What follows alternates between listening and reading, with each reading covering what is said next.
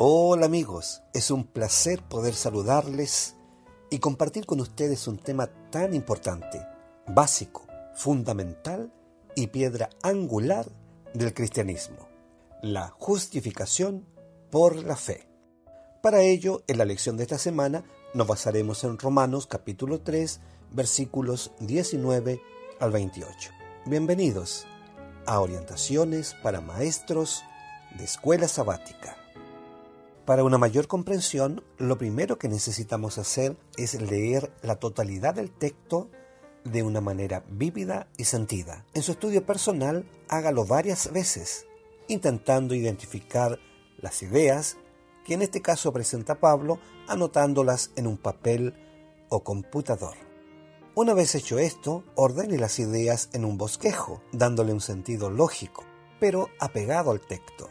Entonces, a continuación, analice parte por parte para posteriormente compartir con sus alumnos. En nuestro caso, vamos entonces a la lectura. Romanos capítulo 3, versículos 19 al 28.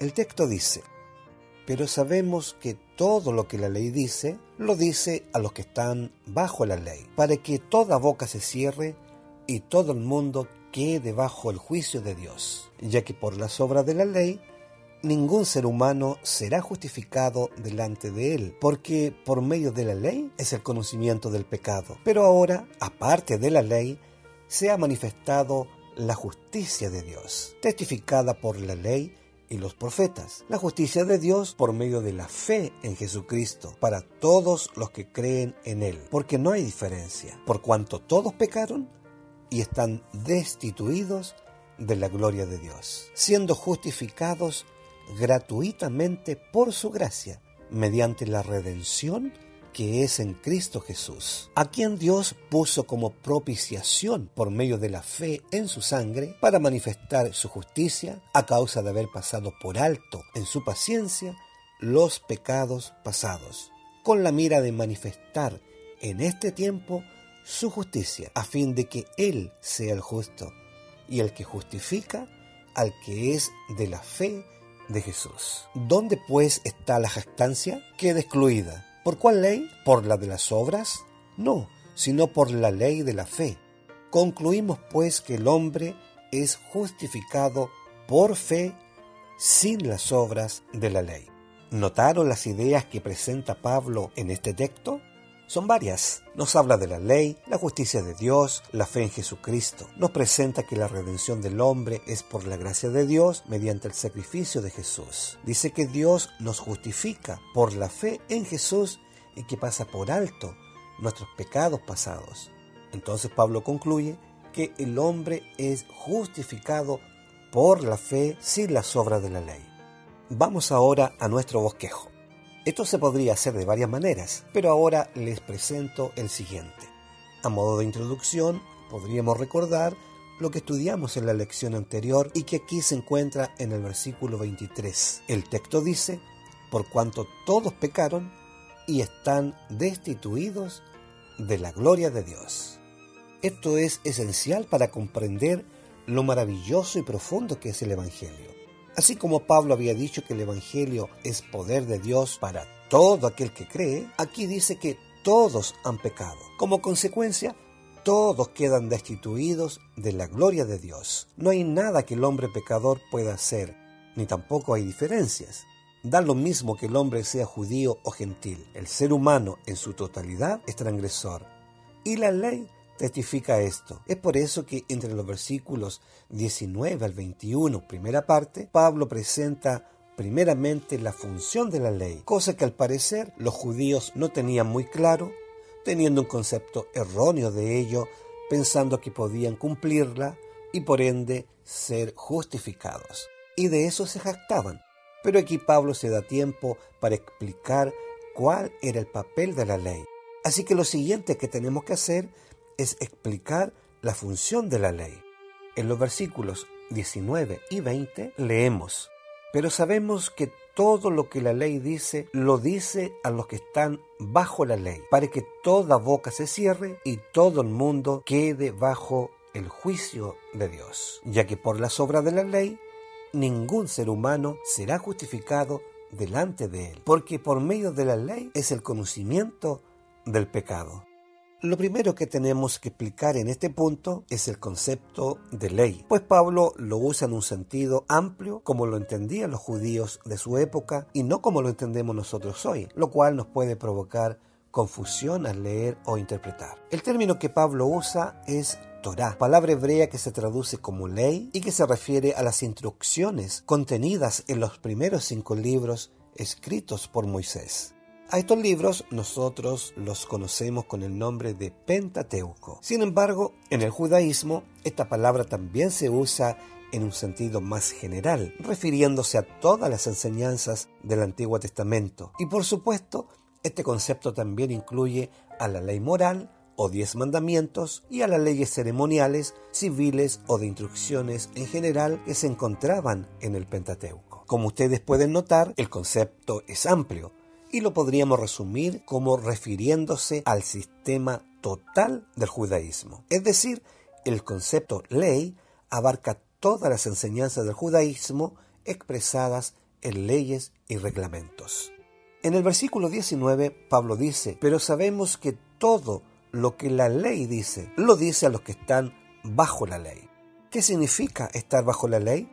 Estar bajo la ley significa estar bajo su jurisdicción y, de acuerdo al contexto, pretender cumplir sus requerimientos pensando que con ello se alcanza la justicia requerida y por ende la salvación. O sea, en este sentido, cumplir es un mérito que nos hace justos. Pero, ¿puede el cumplimiento de la ley hacer justa a una persona? La verdad es que cualquiera que sea la ley, llámese moral, ceremonial, civil o una combinación de todas ellas, guardar todas y cada una de ellas en sí no hará que una persona sea justa a la vista de Dios. Es más, la ley nunca tuvo esa finalidad.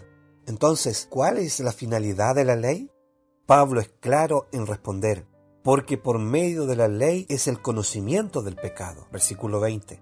La ley tiene la función de revelar los defectos y la culpa de una persona ante Dios. Revela el pecado, pero no puede eliminar esa culpa. Y cuando la ley, así como un espejo, muestra la condición del pecador, entonces lo lleva a buscar una solución. Y por supuesto, lo que Pablo quiere destacar es que la solución está en nuestro Señor Jesucristo. Es importante señalar que así como para los judíos de la época de Pablo hablar de la ley era referirse al sistema judío, para nosotros hoy es básicamente referirse a la ley moral, los 10 mandamientos. Y entonces podemos hacernos la misma pregunta: ¿puede salvarnos la ley moral? Y amigos, la respuesta es exactamente la misma. Esta ley no puede salvarnos, así como el sistema del judaísmo tampoco podía salvar a los judíos, porque la función de la ley moral es revelar el carácter de Dios y mostrar en qué aspectos la persona falla en reflejar ese carácter. Su función no es salvar al pecador. Entonces Pablo declara: pero ahora, aparte de la ley, se ha manifestado la justicia de Dios, testificada por la ley y por los profetas. Versículo 21. La traducción de la Nueva Versión Internacional de este mismo texto es: ahora, sin la mediación de la ley, se ha manifestado la justicia de Dios, de la que dan testimonio la ley y los profetas. Notemos que ahora Pablo introduce el concepto de justicia, la justicia de Dios. Esta nueva justicia se contrasta con la de la ley, que era la justicia con la que estaban familiarizados los judíos. Y el apóstol es enfático en decir que esta justicia viene o proviene de Dios. Es Dios quien la provee y la única que Él acepta como justicia verdadera. Esta es la justicia que Jesús obró en su vida mientras estuvo aquí en cuerpo humano. Una justicia que les ofrece a todos los que la aceptan por fe y la reclaman para sí, no porque la merezcan, sino porque la necesitan. Esta justicia que proviene de Dios, Pablo dice que nos llega a nosotros, o mejor dicho, que nos es acreditada a nosotros, es por medio de la fe en Jesús. En el versículo 22 leemos: la justicia de Dios por medio de la fe en Jesucristo para todos los que creen en Él, porque no hay diferencia. Así es que podemos obtener la justicia de Dios, ser declarados justos por Dios, ejerciendo fe en Jesús, creyendo en Él. Esto es lo que en teología conocemos con el nombre de justificación por la fe. En los siguientes versículos, Pablo explica con más detalles cómo funciona esto. Ya había planteado que por las obras de la ley, ningún ser humano será justificado delante de él. Y ahora, en los versículos 24 y 25, explica el maravilloso plan de salvación. Él dice, siendo justificados gratuitamente por su gracia, mediante la redención que es en Cristo Jesús, a quien Dios puso propiciación por medio de la fe en su sangre, para manifestar su justicia a causa de haber pasado por alto en su paciencia los pecados pasados.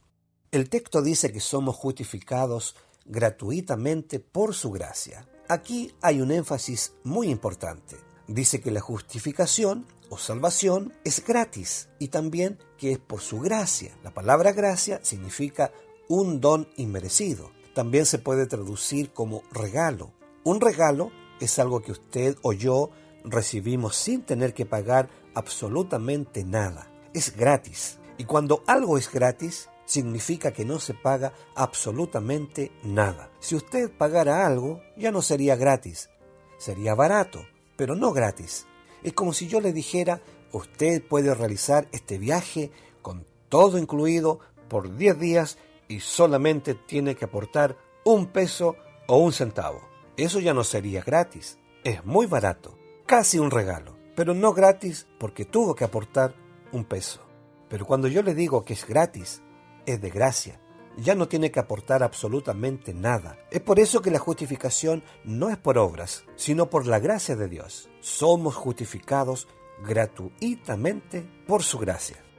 ¿Y cómo Dios hace esto? Primero, Dios pasa por alto nuestros pecados, es decir, no los toma en cuenta. Es como si nunca hubiéramos pecado, pero en realidad es que sí hemos pecado.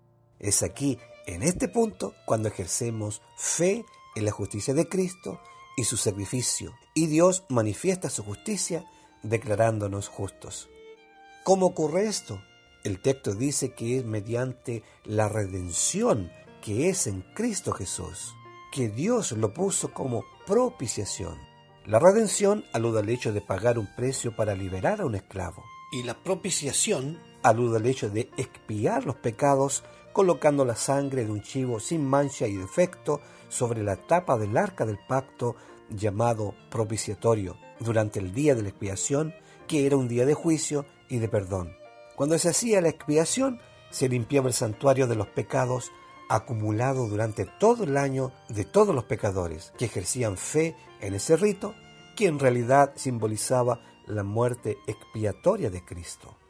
Cristo es nuestro gran Redentor que pagó el precio de nuestra salvación con su propia vida. Pablo dice que la propiciación es por medio de la fe en su sangre, es decir, por la muerte de Jesús. Y Pedro dice que Cristo fue sacrificado como un cordero sin mancha ni contaminación.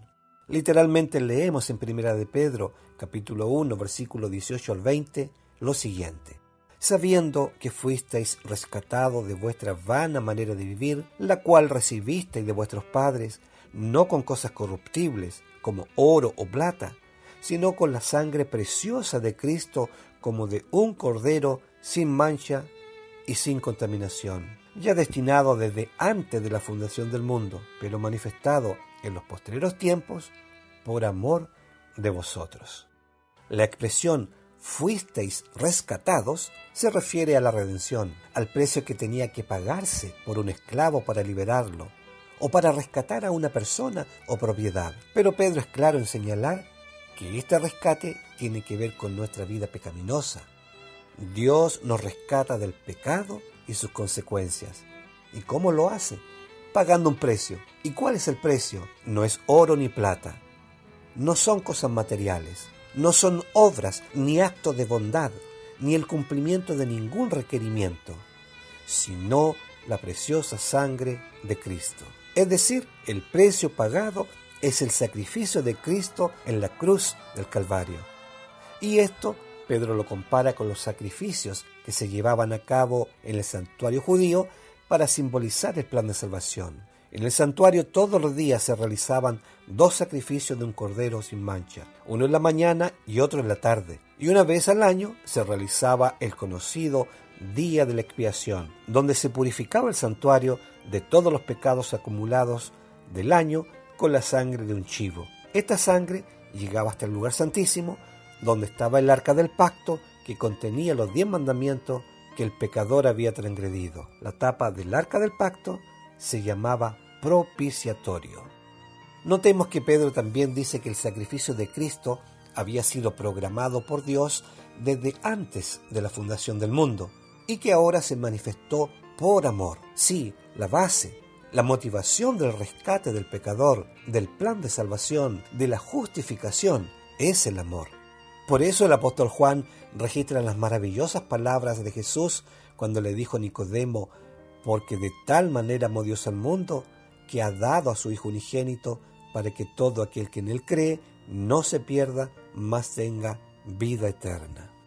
Notemos las expresiones parecidas entre el apóstol Pedro y el apóstol Pablo. Pedro dice que el plan de salvación se manifestó en su plenitud en los postreros tiempos, o sea, en su época, ya destinado desde antes de la fundación del mundo, pero manifestado en los postreros tiempos, por amor de vosotros. Y Pablo, hablando del mismo evento, en el versículo 25, dice que Dios puso a Jesús como propiciación por medio de la fe en su sangre para manifestar su justicia. Y nos preguntamos, ¿con qué objetivo? La respuesta la encontramos en el versículo siguiente. Pablo dice, a fin de que Él sea el justo y el que justifica al que es de la fe en Jesús. Entonces queda claro, el objetivo de Dios es justificar al pecador, es hacerlo o considerarlo justo con el propósito de salvarlo. ¿Y por qué razón? Porque ningún pecador, o sea, ningún injusto, puede entrar en el reino de los cielos. Solamente los justos. Y como nadie es justo, Dios declara justo al pecador, se acepta por la fe la justicia de Cristo y su sacrificio expiatorio. Este tema de la justicia o de ser declarado justo o injusto tiene que ver con un asunto legal. Es como si un transgresor de la ley se presenta ante un juez y es condenado a muerte por sus transgresiones. Pero entonces aparece un sustituto, toma sobre sí la falta del transgresor y limpia al infractor. Al aceptar al sustituto, el culpable ahora se encuentra ante el juez no solo libre de su culpabilidad, sino también se considera que nunca cometió las faltas por las que fue llevado ante los tribunales. Y eso es porque el sustituto, que tiene un historial perfecto, le ofrece al transgresor perdonado su propio cumplimiento de la ley. Así es el plan de salvación. Cada uno de nosotros es el transgresor.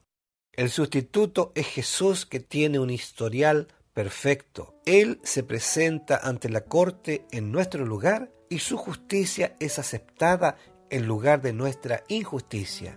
Por eso somos justificados ante Dios, no por nuestras obras, sino por causa de Jesús, cuya justicia se hace nuestra cuando la aceptamos por la fe. Finalmente, Pablo, en los versículos 27 y 28 de Romanos 3, llega a una conclusión. Plantea una pregunta a los que piensan que pueden ser justificados por las obras de la ley, y él mismo la responde. El versículo 27 dice, ¿dónde pues está la jactancia? Queda excluida. ¿Por cuál ley? ¿Por la de las obras? No, sino por la ley de la fe. Entonces dice en el versículo 28, concluimos pues que el hombre es justificado por la fe sin las obras de la ley. Es decir, sin importar cuánto se esmerara un judío en vivir bajo el sistema judaico o nosotros intentando cumplir con los mandamientos, porque la ley de la fe excluye la jactancia. Las obras de la ley no pueden expiar los pecados pasados. No se puede ganar la justificación. Solo se la puede recibir mediante la fe en el sacrificio expiatorio de Cristo. Apreciados amigos, a modo de resumen, podemos decir, número 1, todos hemos pecado y estamos condenados y destituidos de la gloria de Dios. Número 2. Nada podemos hacer para salir de esta condición. No hay obra que valga. El profeta Isaías dice que nuestras justicias son como trapos de inmundicias. Entre tanto que Dios nos dice por medio de Jeremías que aunque nos lavemos con lejía o con jabón, la mancha de nuestros pecados siempre quedará. 3. Pero el Evangelio, es decir, las buenas noticias son que Dios en su amor desea pasar por alto nuestros pecados, que Jesús vino a este mundo para vivir una vida santa y padecer una muerte expiatoria, es decir, vino a vivir y a morir en nuestro lugar, que la salvación es gratis, solo por la gracia de Dios, pero que aunque para nosotros la salvación es gratis, es decir, no tenemos que hacer ni pagar nada, el Padre y Jesús pagaron un tremendo precio. La preciosa sangre de Jesús tuvo que ser derramada ahí en la cruz del Calvario. Que si aceptamos por la fe que Jesús murió en nuestro lugar, Dios nos justifica y nos considera como si nunca hubiésemos pecado. En ese caso, hemos sido justificados por la fe.